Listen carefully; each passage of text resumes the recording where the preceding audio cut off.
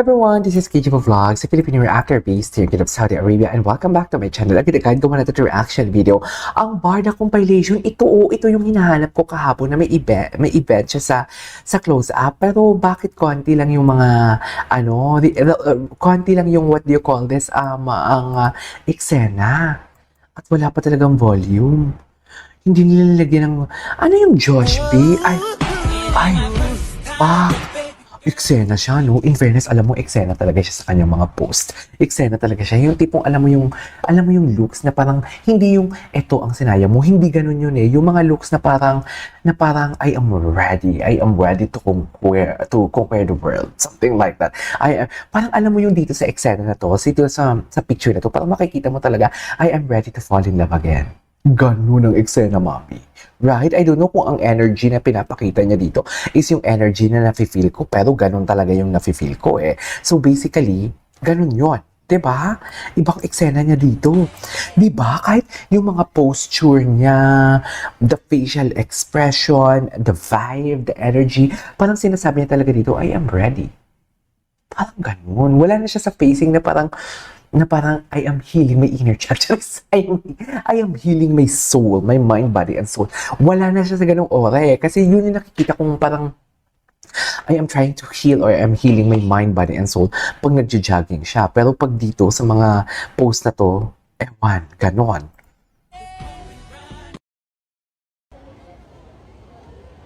Ano to? Ito bago to. Maraming bago.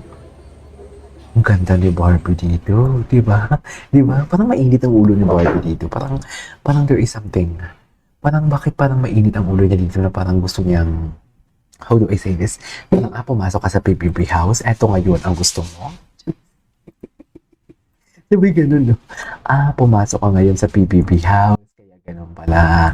Okay, sige. Dito ako, magpo-post ako ng sexy house. Hindi, lang. Of course, sino ba naman? I mean, gusto din naman ni Barbie, sino ba naman, di ba? If ever man, na sino ba naman yung ayaw makahadlang sa achievement ng isang taong may care ka, o may care ha, hindi mahal and everything, or may feelings. Ang ginamit kong term, may care. Okay? Kasi sa kanila na mismo bibig na lumabas yun, I care for you. Sa kanila na mismo bibig na sabi nyo na, I care for you a lot. Ganon. Anyways, balik natin to. Ito pala, yung dami nila, oh. Ito yung close-up event nila kahapon. Ay, Barbie. Ganda ni Barbie. Daming tao. Ay, wait lang. Honey, you're familiar. Ito. Malapit na to. Mami, ilang tulong na lang. Ilang tulog na lang, mga mami. Hindi mo kaya. Oh, loko. Alagang-alaga. Ay, close up pa yun? Wait. Close up pa yun? Ito yung close up. Tapos yung isa, I forgot where is this. Nakalimutan ko kung saan to. Anyways, tuloy natin to. Ay, yakap na. Ito yung sinasabi mong yakap na may karapatan. Sabi mo talaga, yakap na may karapatan for today's video. Di ba? The way they look at each other. Ngayon ko lang napansin yung kamay ni Barbie. Parang ang higpit naman ng pagkakahamok dito sa arms niya. Di ba? Ay, gulat na gulat. Di ba parang dolphin si David, no? Alam mo yun? Yung parang, paano ba? Dolphin ba? Or basta parang dolphin siya. Okay. What's next? Ay, ito yung hindi ko nakita. Taray. Ay, akbay na akbay. Ang tingin pa naman, ang lala ng tingin. Akbay na akbay naman pala. Ngayon lang yung dumaan sa sa FYP ko. Ngayon lang to dumaan. Totoo. Ay, hello. Ay, ganyan pa talaga dapat, Mel. Ay, hello. Ay.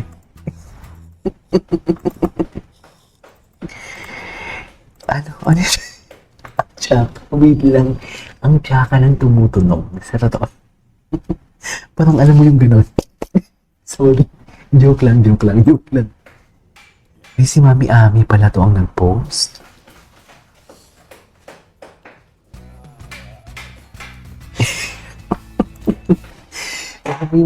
Alam mo, this is the real story. I think ibabase ng close-up sa real story nila ni Barbie kung paano, how they started. Pero vice versa. Kasi dito, di ba, aminin natin, si Barbie ang unang may something like, hindi naman galit, pero alam mo yung irita kay David because of late. Dahil late si David palagi. So dito, parang iniba. Si David naman ang irita because ginising siya ni, ay, oo nga, nung ginising siya ni Barbie. So parang yung nagko-connect sa kanila from the past and to this close-up. What do you call this, to this close-up commercial is parang yung sleeping habit ni David. Parang yun yung nagko-connect sa kanila. Kasi dito, si David naman yung irita because nagising yung pagtulog niya. Sa in real life, si Barbie ang irita because late si David. Does it make sense? Di ba? May point ba? Malay mo, wala lang, nakonect ko lang siya. Anyways, yung itsura ni David sa baba. Hindi naman yung itsura ni David sa baba. Ulat akong kapon sa TikTok nila. Hindi naman yung itsura ni David sa baba. Yung baba talaga. Okay, diba? Loko, di mo kaya. Hindi mo kaya. Yung itsura niya sa baba. Okay, what's next? Diba? Yun nga yung nasabi ko. Iba talagang aura niya dito sa mga kanyang posts. Iba talaga yung aura niya. Ibang-iba talaga yung aura niya for today's video. Super. Like, hello. Ay, ito talaga. Dito naman parang gusto naman ni David alagad i-kiss. Ang lala. Ay, ang lala. Pagmumukha yung bibig ni David, kaya mo naman talaga kakainin yung bibig ni Barbie. Sorry ah. Sorry sa term.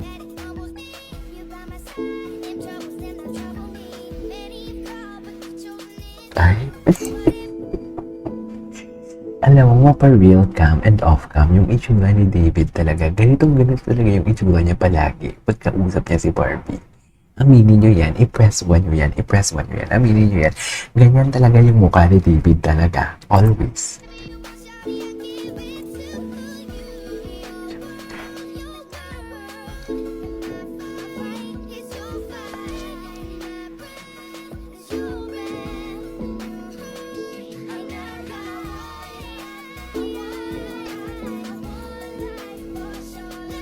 Ay, grabe. Look at the emotion. Can you feel the emotion? Can you feel the chemistry? Can you feel the vibe? Can you feel the comfy? Yung kanilang pagka-comfortable sa each and other. Grabe, this frame. I really love this frame. Ganda ng frame na to. Ay, di ba? Very natural. Ano to? Close up pang ano to? Ano close up to? Pang number ano to? Pang natural. Oh my God, very natural. Ang ganda. Anyways, yan na lang muna ang ating video kasi darating pa tayo yung mga iba pa. This is Nico Vlogs and see you on my next vlog. Bye!